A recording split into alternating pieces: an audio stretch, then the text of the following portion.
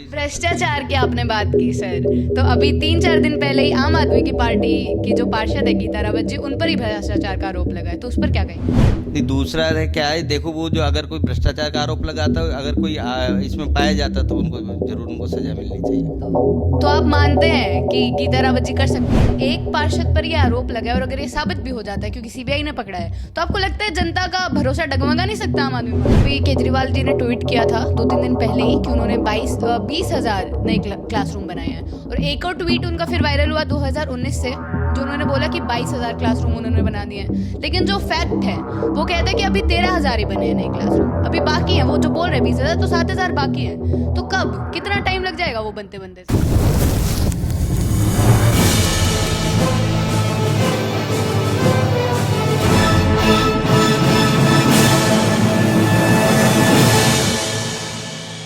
नमस्कार, आप देख रहे हैं नेशन लाइव और मैं हूं आपके साथ रवीना। तो अभी हमारे साथ मौजूद है रोशन लाल नागरवाल जी, जो कि मंगलापुरी वोट से भावी उम्मीदवार हैं। क्योंकि नगर निगम के चुनाव नज़दीक ही हैं और जो मंगलापुरी से निगम पार्षद है वो भी आम आदमी पार्टी से ही हैं, नरेंद्र गिरसा जी। तो चलिए जानते हैं कि जो मंगलापुरी की जो समस्याएं थी वो क्यों 5 साल में जो भी हैं, जनता से हमने जितनी बातचीत की है, क्यों वो पूरी नहीं हो पाई और क्यों जनता दोबारा आम आदमी पार्टी पर विश्वास जताएगी। नमस्कार सर। मेरा नाम रोशन लाल नागरवाल है। आप मेरे यहाँ पर आए, आपका धन्यवाद। जी। तो सबसे पहले हमारा सवाल यही होगा सर कि काफ़ी सारी समस्याएं हैं जनता की अभी भी। 5 साल नरेंद्र जी रहे हैं पार्षद, यहाँ से आम आदमी पार्टी से ही हैं वो भी। तो कैसे जनता पर दोबारा विश्वास दिखा सकती है कि दोबारा आपको वोट देकर जिताए वो? देखो, दिल्ली में केजरीवाल की सरकार है और इन जो विधायक हैं वो भी हमारे आम आदमी पार्टी से है, श्री विनय मिश्रा जी, और जिन्होंने भी अच्छा काम किया हुआ है। मैं मंगलापुरी 3-4 दिन से लगातार वहाँ पर जा रहा हूँ। ऐसी मेरे को कोई समस्या दिखाई नहीं दी। सभी गली में, सभी इधर उधर लोगों से पूछा है मैंने कि इतनी ज़्यादा समस्या नहीं है जैसे आप लोग कह रहे हैं।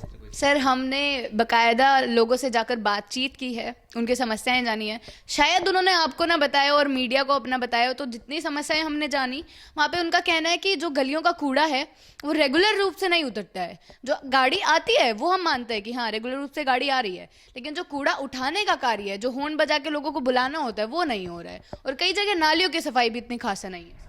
देखो, नालियों की बिल्कुल सफाई है। मैं नरेंद्र गिरसा जी बहुत अच्छा काम कर रहे हैं। मुझे नहीं लग रहा है कि वो ऐसा कोई कमी छोड़ी है। तो आपको वीडियो देखनी पड़ेगी सर, शायद एक बार हमारे चैनल पे ही है, हमने कवर किया है पूरा वोट। तो चलिए आगे मूव करते हैं सर। आपने बोला केजरीवाल जी काफ़ी अच्छा काम कर रहे हैं, लेकिन जनता से बातचीत कर कर यही सामने आया है सर कि जनता एक चीज़ से तो खासा दुखी है कि इतने ठेके जो वो खोल रहे हैं दिल्ली में, उस पर क्या कहना चाहेंगे? देखो, दिल्ली में जो ठेके खोले हैं, पहले 750 ठेके हुआ करते थे और उनको बंद करके मुझे लगता नहीं कि 750 ठेके खुले होंगे। आप यहाँ पर हमारे द्वारका विधानसभा में भी देख लो कितने ठेके नए खुले हैं। मुझे तो कोई ठेका नया खुला हुआ दिखाई नहीं दिया।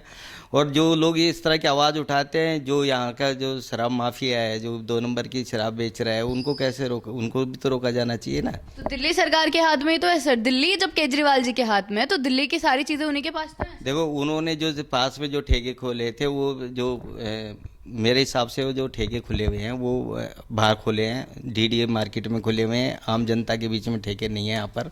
मुझे आप द्वारका विधानसभा में ठेके गिन के दिखा दो, मेरे को तो कोई भी नज़र नहीं आया कोई ठेका खुला है नया। अच्छा। और सर जैसे तीन तीन कार्यकाल से, मतलब 15 साल से बीजेपी है एमसीडी में, तो उन्होंने कुछ तो अच्छा काम किया होगा सर कि जो बार बार वही रिपीट हो रही है। तो आपको कैसे लगता है कि आपका बट जनता आपको मौका देना चाहेगी? देखो, 15 साल से बीजेपी की सरकार है, भ्रष्टाचार के अलावा कुछ नहीं हुआ। उन्होंने जितनी भी भ्रष्टाचार की आपने बात की सर, तो अभी 3-4 दिन पहले ही आम आदमी की पार्टी की जो पार्षद है गीता रावत जी, उन पर ही भ्रष्टाचार का आरोप लगा है, तो उस पर क्या कहेंगे फिर आप? देखो, दिल्ली में आपने मेरे से सवाल किया था कि 15 सालों से जो भाजपा की सरकार चल रही है निगम में, उन्होंने भ्रष्टाचार के अलावा किया ही क्या? जितनी भी सरकारी संपत्तियां से एमसीडी की संपत्तियां काफ़ी बेच चुके हैं। और क्या, इसका हमने पीछे विरोध भी किया था, जिससे धरना प्रदर्शन हम लोगों ने किया था। तो जो मेरा दूसरा सवाल था उसका जवाब नहीं देंगे सर? नहीं, दूसरा है क्या है, देखो वो जो अगर कोई भ्रष्टाचार का आरोप लगाता है, अगर कोई इसमें पाया जाता तो उनको जरूर उनको सजा मिलनी चाहिए।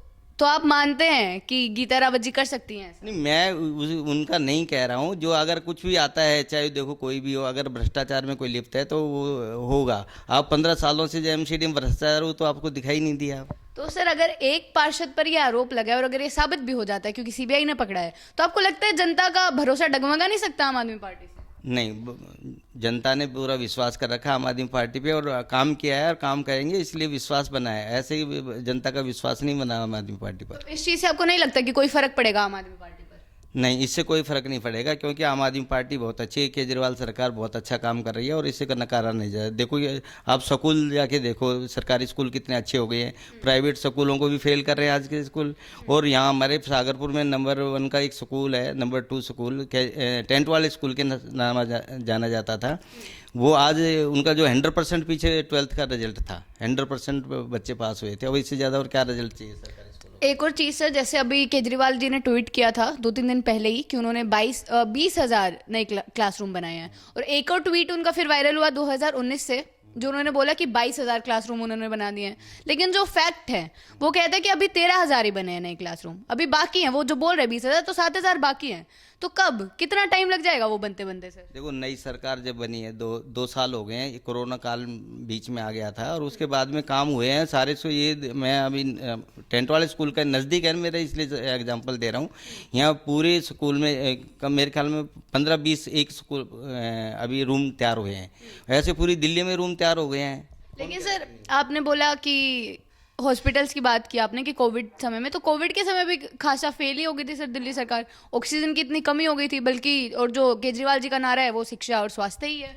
देखो शिक्षा फ्री, स्वास्थ्य फ्री, ये हमारा नारा है, और बिजली फ्री, पानी फ्री, ये भी हमारा नारा है, और चारों चीज़ परफेक्ट की हुई हैं। इलाज में कोई कमी नहीं थी कहीं भी, ऐसा आपको लग रहा है? बिजली फ्री, पानी फ्री की आपने बात की सर, लेकिन जितना हमने जनता से बात की है हर वार्ड में जाके, उनका कहना है कि उन्हें नहीं चाहिए फ्री बिजली, फ्री पानी। अभी आप द्वारका विधानसभा की बात ही कर रहे हैं, तो देख लीजिए वहाँ जाकर जो महिलाएं हैं और जो पुरुष है वो प्रोटेस्ट कर रहे हैं, क्योंकि उनके यहाँ पानी नहीं आ रहा है पीने का पिछले 4 महीने से। और जो विनय मिश्रा जी हैं वो ध्यान भी नहीं दे रहे हैं इस चीज़ पर। देखो घर घर पानी का एक हमारा अभियान छेड़ा गया है, और उसमें घर घर पानी आ रहा है सर, लेकिन पीने लायक नहीं आ रहा, तो क्या करें सर? नहीं है, बिल्कुल पानी आ रहा है और तुरंत कंप्लेंट ठीक होती है।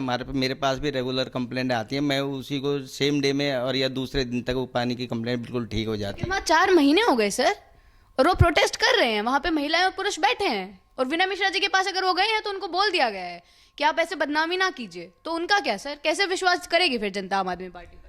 नहीं, वो देखो अब कार्य हो रहे हैं, और ऐसा नहीं है कि कार्य नहीं हो रहे हैं। अगर कुछ देखो काफ़ी बड़ी विधानसभा, अगर कुछ एरिया में अगर कुछ कोई लोग बैठे भी होंगे तो वो छोटा मोटा विषय होगा, इतना बड़ा विषय नहीं है कोई। ठीक है, चलो ये आपने छोटा मोटा विषय बता दिया। जो आंगनवाड़ी की महिलाएं जो इतने समय से प्रोटेस्ट कर रही है, उनके बारे में क्या कहेंगे फिर आप? उनका तो विषय काफ़ी बड़ा होगा सर। देखो आंगनबाड़ी का जो विषय है वो यहाँ हमारे जो क्षेत्र में काफ़ी आंगनबाड़ी की महिलाओं से मेरी बात हुई है, ये इनका विषय काफ़ी बड़ा विषय है, और इस चुनाव के बाद में निगम का जब चुनाव होगा उसके बाद में वो सब ठीक हो जाएगा, ऐसी कोई दिक्कत नहीं आएगी। क्यों निगम के चुनाव के बाद ऐसा क्या हो जाएगा सर? नहीं, अभी जो कार्यकाल चल रहा है उसमें काम हो रहे हैं, ऐसा कुछ नहीं है कि उनसे बात करने के लिए अभी मौजूद है हमारे नेता, ऐसी कोई दिक्कत नहीं है उनके साथ। तो सिर्फ बातचीत ही हो रही है सर, हल नहीं हो रहा है, तभी तो वो प्रोटेस्ट पे बैठे हैं वहाँ।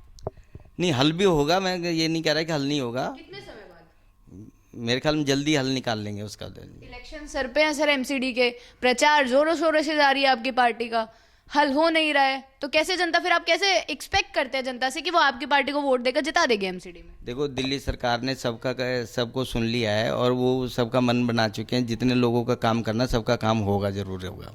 ये आप अपना मैं अपना भरोसा दिखा रहा हूँ, क्योंकि मुझे सारे कार्यों का मालूम है। चलिए, तो आखिरी हमारा सवाल होगा सर कि आपने बोला कि काफ़ी अच्छा काम किया है नरेंद्र गिरसा जी ने, तो इतना अच्छा काम किया तो फिर अगर आप पार्षद बन जाते हैं, अगर जनता आपको वोट दे देती है, तो फिर आप क्या विकास करेंगे उस क्षेत्र में? देखो वहाँ जो भी कार्य हुए हैं अच्छे हुए हैं, और जो सौंदर्यकरण की बात आएगी, मैं जैसे मंगलापुरी, मुझे जय कॉलोनी जैसे नाम है जय कॉलोनी का, वो सबसे पहले मैं जय कॉलोनी जो नाम रखा हो उसका हटाने की कोशिश करूँगा, क्योंकि पूरी दिल्ली में जय कॉलोनी और जय कॉलोनियों के नाम से जो मशहूर हो रखी है, झुग्गी झोपड़ी कॉलोनी के नाम से, वो उनका नाम हटाना चाहिए। और अच्छा जैसे हैंडीकैप को भी दिव्यांग बोलने लग गए हैं, इसी तरह से जय कॉलोनी में भी लोग अपमानजनक समझते, उसको दूर करने की कोशिश करूंगा मैं सबसे पहले। यही चीज़ है, बाकी और विकास का प्लान नहीं है आपके पास कोई और? नहीं, पूरा विकास। आपने एक सवाल पूछा है कि नया क्या करना चाहते हो, नया तो यही है, और बाकी तो जिस तरह के कार्य उनको सभी कार्यों को आगे बढ़ाने की कोशिश करूंगा। ठीक है, बहुत बहुत शुक्रिया सर आपका हमारे साथ बनने के लिए। अभी तक के लिए इतना ही। ऐसी जानकारियों के लिए बने रहे हमारे साथ। कैमरामैन मनीष त्रिपाठी के साथ मैं रवीना।